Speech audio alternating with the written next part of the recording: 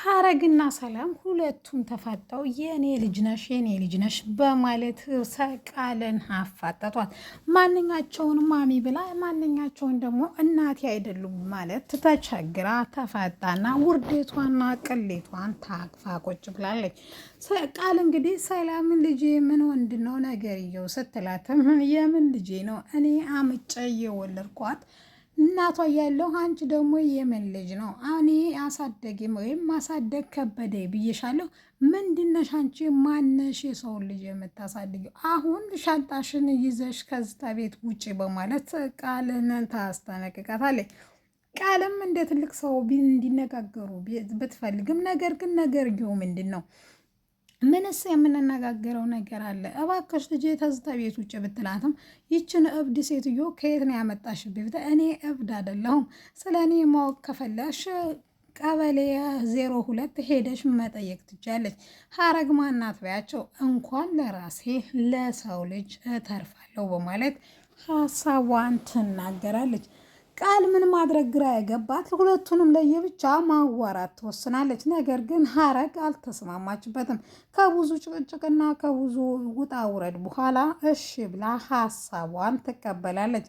ሰላምዬን ወደ ውስጥ አስገብታ ልጇ ሞታበት ወይም ወንድምሽ በኃይሉ ከቤት አውጥቶ የጣለ ጊዜ ያሳደገችኝ እሷ ናት።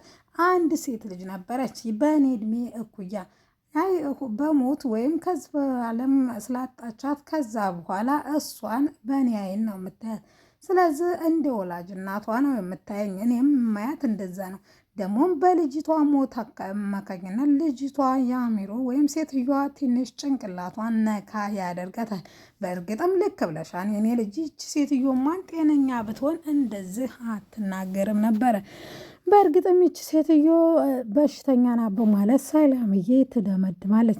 እኔ ባለፈው ያልኩሽን ለማስታወስ ሞክሪ። እኔ ምንጊዜም የማልተውሽ ልጅሽ ነኝ። ደግሞ ማንም ቢመጣ ማንም ምንም ቢልሽም የእኔ ልጅነትንና የአንችን እናትነት ማንም ሊወስደው አይችልም። ስለዚህ ሰላምዬን እንድትረጋጋ በአክብሮት ትጠይቃታለች። ስለዚህ ምን ላድርግልሽ ስትላትም አንቺ ልጇ ስለሞተችባት ሌላ ሰውኔን ልጄ ሲላይ ስለማትወድና ስለምትቀና ነው። አንቺ እባክሽ ዝም በያትና ልጄ ስትል ዝም በያት በማለት ታስማማታለች። ይህን ያየችው በጣም በልጇ ሞት ያዘነችውና የዋኋ ሰላም እሺ ትላታለች። ነገር ግን ሰላምዬ እየዋሸሽ ነው በማለት ትጠይቃታለች። ማም እኔ አንቺን መቼም አልዋሽሽም፣ እናቴን ማጣትም አልፈልግም ድጋሜ። ስለዚህ ማሚ እናድርግልኝ በማለት ለእናቷ ስጠይቃት እሺ ብላ ትመልሳለች። በቃ ወደ ቤት ትገባና እና የሻንጣሽን አንሺ ስትላት ድጋሜ ሰጣ ገባ ውስጥ ይገባሉ ከሰላምዬ ጋር። ሰላምና ሀረግ ሁለቱም መግባባትና መስማማት ወይም ቁጭ ብለው ራሱ ማውራት ያቃታቸው እና አሁን ቀጥ ብለሽ ሂጂ ትላታለች። እሺ በማለት ሲመላለሱ ወይም ሲነጋገሩ ሰላምዬ ነይ ወደ ውጭ ወጥተሽ ንፋስ ተቀብለሽ ነይ፣ እስከዛ እኔ አረጋግቼ ሀረግን አናግሬ ወይም እናቴን አናግሬ እንትን እላታለሁ ትላታለች። እሺ ብላ ሰላምዬ ሳይሻል አይቀርም ከዚህ በኋላ ብሄድ እንጂ እዚህ ብቀመጥ ሰላም የሚፈጠርም አይመስለኝም በማለት መልስ ትሰጣለች። ሰላምዬ በጣም ተናዳና በጣም ተሰበሳይታ፣ ነገር ግን ሴትዮዋ አለምንም መረጃ እንደዚህ እንደማትሆን እርግጠኛ ናት። ነገር ግን ምንድን ነው እንደዚህ ያስነገራት? እውነት ቃል ዋሸችኝ ልጄ አይደለችም ወይስ ይቺ ሴትዮ በምን ተማምና ነው እንደዚህ ልጄ ልትል የቻለችው? በእርግጠኝነት የሆነ ሰው የነቀለ ሰው አይደለም። የሆነ ግን እውነት ያላት ይመስላል። እውነቱ ከእግዚአብሔር ነውና ሁሉንም ለአንተ ትችልሃለሁ በማለት ንፋሷን ልትቀበል ወደ ውጭ ትወጣለች። ገነት ልጄ ዳግም ሳይመጣ ፈጽሞ ውሃም ሆነ አልጠጣም። ቡናው ከተፈላ ሰዓታቶች ቢቆጠርም ነገር ግን ዳግም ሳይመጣ እዝች ቤት ቡና አይጠጣም በማለት ጎረቤቷና እሷ የቡናውን አይን እያዩ አይናቸው እያስፋሸገ ወይም በአፋቸው እያስፋሸጉ ምንም ሊጠጡ አልቻሉም። ለአነጋገሬ በጣም ይቅርታ እየጠየቁ ሀረግ እንግዲህ በጣም ተናዳና ለምንድን ነው እንደዚህ ሀረግው ስትላትም ማሚ ቆይ ማን እኔን እየተከተልሽ ህይወቴን ሲኦል ማድረግ አይከብድሽም ወይ? እውነት አመጠሽ ተወለልሽኝ እንዴት የኔ ደስታ ሊያስደስትሽ እንጂ የሚችለው እንዴት እንደዚህ ትናገርኛለሽ? በማለት ጭራሽ ጥፋተኛ አርጋ ሀረግን ለመውቀስ ትሞክራለች። ጠጋ ብላም በጥፊ 2 ጊዜ ትለሳለች። ደግመሽ ምችኝ፣ አንቺ እኮ የምታውቂው በቃ ህይወትን በድብድብ ነው። ነገር ግን እንደዛ መሆን የለበትም እናቴ በማለት መልስ ብትሰጣትም ነገርየው ግን ግዴታ ሳይሆን አይቀርም። ስለዚህ እኔ ይቺ እናቷ ወይም ልጅ የሆንኩላት አረብ ሀገር ሄዳ ሴትየዋ ልጇ ስለሞተችባት እስከዛ መጽናኛ እንጂ እኔ የአንቹ ልጅ ነኝ። ስለዚህ ማሚ ባክሽ ከዚህ ሂጂ በማለት መለመኗን ትቀጥላለች። ነገር ግን ወይዘሮ ሀረግ በጣም ኃይለኛ ስለሆኑ ሻንጣሽን ካትጂ ከዚህ ተቤት ወይ ፍንክች ትላለች። ዳግምና ብሌን እንግዲህ በጣም በደስታና በፍቅር እየቀዘቡ እያለ ድንገት ሳሚ ፊት ለፊት ቀጭ ብሎ ቆሞ ነበረ።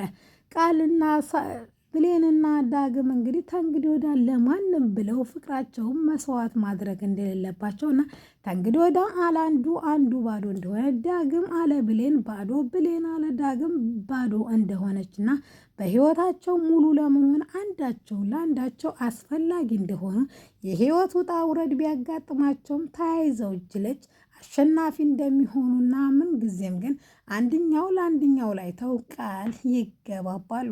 ይሄን ተነጋገሩ በኋላ ዞር ሲሉ ሳሚ ፊት ለፊት ቆሞ ነበረ። ለማስተናገድ ቆይማን አንተ እዚህ ምን ትሰራለህ ብሎ ወይም ከህይወታችን መውጣት ያለበት የመጀመሪያው ሰው ፍቅር ዳግም ነው ሲላት ወይም ሳሚ ነው ሲላት ዳግም ቆይ አንዴ ላናግረው ትለዋለች። ሳሚን ለማናገር ለብቻው ገለል ያደረገችው ብሌን ለምንድን ነው አንተ የማትወኝ? አንተ እኮ የማላገኘውን የህልም ቅዠት እንዲቃዥ ያረከኝ ሰው ነህ። እባክህ እኔ አንተን ላፈቅረህ አልችልም። አየኸው እዛ ጋር የቆመውን ሰው እሱ የኔ ነው፣ እኔ ደግሞ የእሱ ነኝ። ስለዚህ ሌላ ወገን አያስፈልገንም። እባክህ አንተ በህይወታችን ምንም የማታስፈልግ ሰው ስለሆንክ እባክህ ተወይ ስትል እሱም በጣም እንደሚወዳትና ለእሷ ህይወት ሲባል ህይወቱን መስጠት እንዳለበት ይነግራታል። እውነት የምትወደኝ ከሆነ እባክህ ከህይወታችን ውጣልን በማለት ብሌን ትለምነዋለች። ብሌን ይሄን ብትለውም ነገር ግን እውነቱን ለማጣራት እስከ መጨረሻው ድረስ ሄዶ ሰላም የእሷ እናት መሆኗን እንደሚያረጋግጥላት ድጋሜ እጇን ይዞ ቃል ይገባላታል።